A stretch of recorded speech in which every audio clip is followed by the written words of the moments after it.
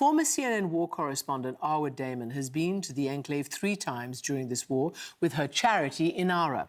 And she says that each trip reveals that there is, quote, less aid and more need. I reached her this week from Deir al-Balah on the Gaza coast. Arwa Damon, welcome back to the program from Gaza. Thank you for having me on. Appreciate it. Well, last time you were here after one of your trips, you were in the studio and you said, essentially, you know, things just get exponentially worse. I asked you last time how it was. What is it like this time compared to when you were last there? It's sorrow that is eclipsing any kind of sorrow I've seen before. It's misery beyond the scope of misery. It's less humanitarian assistance, less ability to support those who are in need, and an increasingly growing population that extends to just about every single human being in this wretched stretch of land who cannot cope with even the most basic of things. Christian, we international aid organizations and local ones have been reduced to trying to advocate for something as simple as a bar of soap. Honestly, soap has become a luxury. It's terrible to hear you say that, and I know you tweeted that. Just explain what you mean by that, and what difference in life and death would soap make right now? So the bare bones of it is that access to soap and the ability to maintain a certain level of hygiene reduces the spread of disease by 40%. What we are seeing right now is a significant increase in diseases like hepatitis A. I went down to Nasser Hospital, and the head of the pediatric department there told me that 2 children a week are dying just in that hospital because of hepatitis A.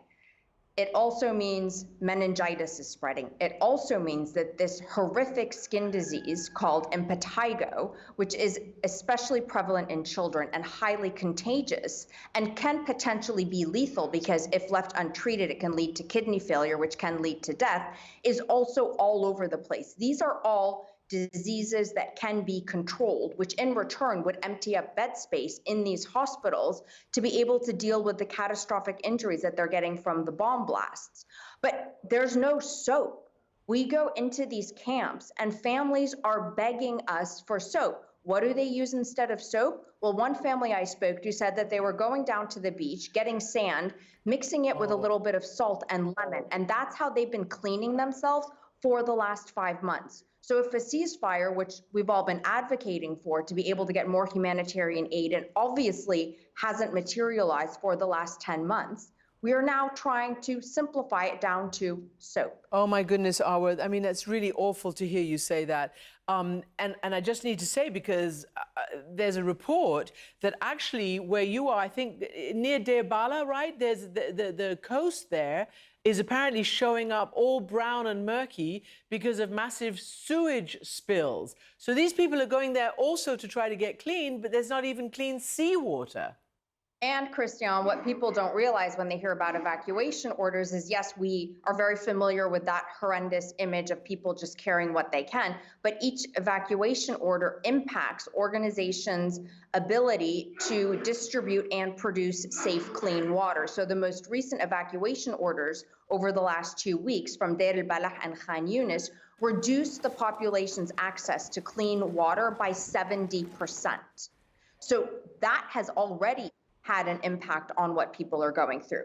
But if we extrapolate beyond that and look at what's happening in the ICUs, I was in the ICU at Al-Aqsa Hospital. There's a 13-year-old boy with severe burn injuries. He is in the ICU because he has a blood infection and signs of early sepsis because there weren't enough bandages to be able to keep his wounds properly clean. There's a little 1.5-year-old girl who is not stabilizing from her catastrophic injuries because the small piece of plastic called a tracheotomy or something is not available in her size. Now, we were luckily able to secure some for her and deliver them to the hospital. But if this little girl wakes up, Christian, she's going to wake up and find out that she's an orphan. Oh, no. Oh, this is just so awful. We hear about the huge number of children who have become orphans. We also hear polio reported for the first time in 25 years in the Gaza Strip. Apparently a 10-month-old baby was partially paralyzed. I don't know whether you've been able to hear from the other humanitarians, the UN, but apparently they're trying to start, even in the midst of this war and destruction, a polio vaccine program. Is that possible? Yeah, They have to, and there is movement in terms of getting cold chain in, getting the vaccine in, and training up people to be able to deliver the vaccine. The plan is on the table, but the plan absolutely 100% cannot be implemented unless there is some sort of a pause in the fighting that is taking place. And if that pause does not happen, and if polio starts to spread, we are going to start seeing and hearing more and more horrific stories of more and more children ending up paralyzed of something that, again, is completely preventable. I do not have the words to begin to describe just how hard it is to provide people with even the most basic of items because things are not available. I just came back from a fresh vegetable distribution to a couple of the shelters that we work with. Some of the families, and we purchased this locally, by the way, because aid isn't really moving in, but commercial trucks are.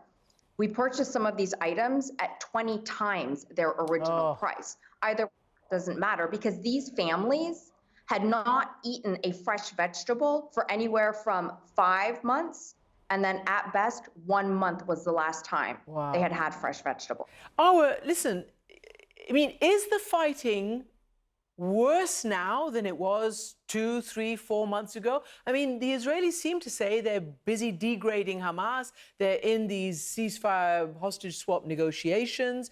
And yet, as you say, aid's not getting in. And we can quote also this week, the UN said humanitarian efforts ground to a halt because of new Israeli evacuation orders. The International Rescue Committee also had to stop aid during these evacuation orders.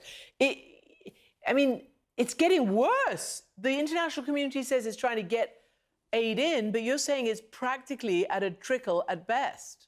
It's less than a trickle. It's like that tiny little drop that barely comes out of the faucet. And we also had to suspend our usual sort of programs and activities for a few days because 2 of our staff and 5 of the shelters that we work with were under evacuation orders. And I myself have, moved around a couple of times in the last 2 weeks that I've been here. The problem we have with aid is the same as what it was 2 months ago, but significantly worse. We cannot access the aid that Israel permits to enter Kerem Shalom because the route that Israel designates for us to use to get that aid is basically run by looters and criminal gangs. And Israel is not securing that route, nor is it providing us with alternate routes. There are alternates that exist. We can use what's known as the fence route, where in theory, Israel had at one point stated that it would allow 40 trucks to go through there, mostly trucks carrying medicine and fuel. These days, on a lucky day, and it's not even daily, you're getting about 18 trucks moving through there. Items that get into the north through Erez right now. So that soap I've been talking about, those hygiene kits, they actually do get into the northern part of Gaza. But we are not permitted to move them from the north to the south. So we can't even scale up what's being sent through the north. Why?